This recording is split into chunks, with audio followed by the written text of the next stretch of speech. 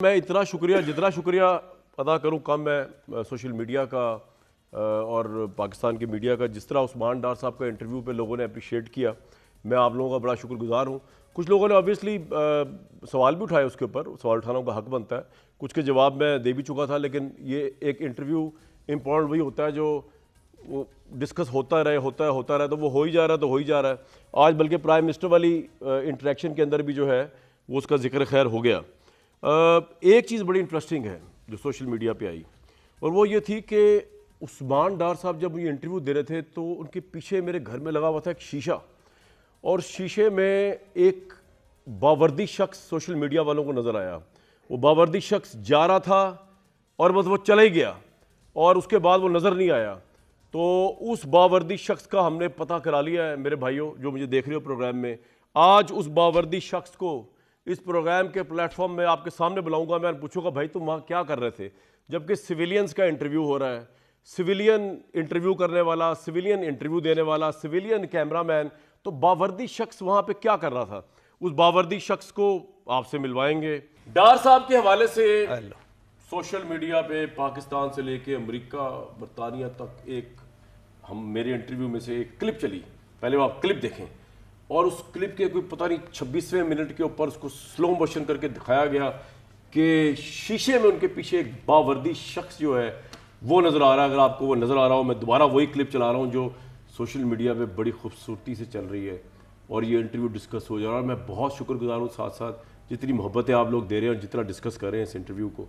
ये अगर आपकी स्क्रीन पर चल रही हो, ये है जी ये जो क्लिप चलाई गई सोशल मीडिया के ऊपर कि वो बावर्दी शख्स जो है वो निकला है मेरे घर के अंदर बैठे हुए हैं डार साहब, ये निकला है, ये क्लिप है। इसके ऊपर यूट्यूब वाले अमेरिका से बरतानिया, इंग्लैंड तक लाखों डॉलर, पता नहीं हज़ारों डॉलर बनाए जा रहे हैं। चले अल्लाह उनका अगर किस्मत इस तरह ही लिखी है पैसा कमाना, उनको नसीब हो। अब मैं आपको दिखाता हूँ, ज़रा वापस आए। ये बेसिकली दोबारा एक क्लिप दिखाएं। मैंने अपने एक प्रोड्यूसर को बिठाया है सेम जगह के ऊपर, और वो सेम इन्वर्टेड कॉमा वर्दी वाला आदमी जो है वो निकलेगा अभी, पहले नॉर्मल स्पीड में निकलेगा। ये वही है, क्योंकि मैंने कोई वर्दी वाला आदमी लंबे बालों के साथ नहीं देखा जो डार साहब के इंटरव्यू में नजर आ रहा है और जो हम अब दोबारा आपको दिखा रहे हैं। ये आप देखिए, ये मेरे प्रोड्यूसर वहीं बैठे हुए हैं जहां पे डार साहब बैठे हुए थे। ये वही शीशा लगा हुआ है, और वहीं से जो है ये बंदा निकल के वापस आया। ये बंदा है कौन? यही अगर आप डार साहब के इंटरव्यू में भी उस बंदे का हुलिया, उसका मेजरमेंट कर लें, कद, इसको स्लो मोशन कर लें, इसका स्लो मोशन भी दिखा दीजिए ने कर लें, तो ये एग्जैक्ट यही वही बंदा है, और ये हमारी प्रोडक्शन टीम का हिस्सा है, मेरा असिस्टेंट बॉय है। अब उसको मैं आपको तस्वीर दिखाता हूँ बिठा के वहीं पे जहाँ डार साहब बैठे थे। ये वहाँ पर डार साहब को बार बार चाय दे रहा था। इंटरव्यू के अंदर कम से कम 3 से 4 दफ़ा उन्होंने चाय मांगी और चाय उनको दी गई, और ये शख्स उठ के जाता था बीच में से और आता था। अगर हम इसकी शक्ल अब प्रॉपरली दिखा दें, वो वाली वीडियो भी दिखा दें कि जहाँ बैठे, ये स्लो मोशन वाली भी हो गई जी। यही वो उसकी शर्ट पहना के मैंने कहा कि दोबारा दिखा दे लोगों को ताकि सुकून आ जाए, और इसके ऊपर एक और प्रोग्राम करके मजीद डॉलर कमा सके। मतलब झूठ पे भी अगर आप डॉलर कमाएं, जरिया रिस्क आपका भले हराम हो, लेकिन चले आप पैसे कमा रहे हैं, मुझे इसकी बड़ी खुशी है। इंशाल्लाह आइंदा भी ऐसे इंटरव्यू करता रहूँगा, क्योंकि बहुत से लोगों को फायदा हो रहा है, जिसमें यूट्यूब वालों को फायदा हो रहा है। ये है वो शख्स, इनका नाम है नुमान साहब। ये थम्स अप कर रहे हैं ना, ये यूट्यूब वालों को कह रहे हैं कि जनाब मेरे ऊपर आपने पैसे बड़े बनाए हैं, हलाल के बनाए या हराम के बनाए, सच बोला है कि झूठ बोला है। देखो अल्लाह खुश रखे, आपके पैसे तो बन रहे हैं, खो अमेरिका में बैठ के हराम हलाल के बन रहे हैं या पाकिस्तान में बैठ के बन रहे हैं। भट्टी साहब ये चाहते क्या हैं?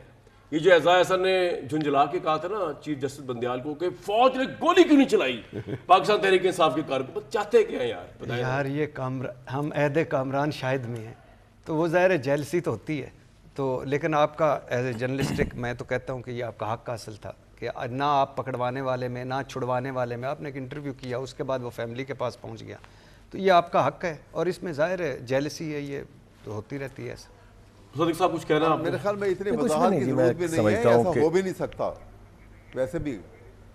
सर बहुत शुक्रिया वैस साहब, ये तो आपने बड़ी आपने अच्छी बात की, और I am thankful to you for that. Musaddiq Malik Sahab ji मैं यही जो अहमद अवैस साहब कह रहे थे ये कहना चाहता कि ये मज़हका खेज बातें हैं कि जी पीछे कोई अफसर चल रहा है, ये कैसी अजीब सी बात ये कर रहे हैं। ब्रेक के बाद लेने, अब तो अवैस साहब ने मेरे हक में बड़ी अच्छी बात कही, ज़्यादा खिलाफ नहीं मैं बड़े अच्छे अवैस साहब आदमी हैं, के साथ आदमी है।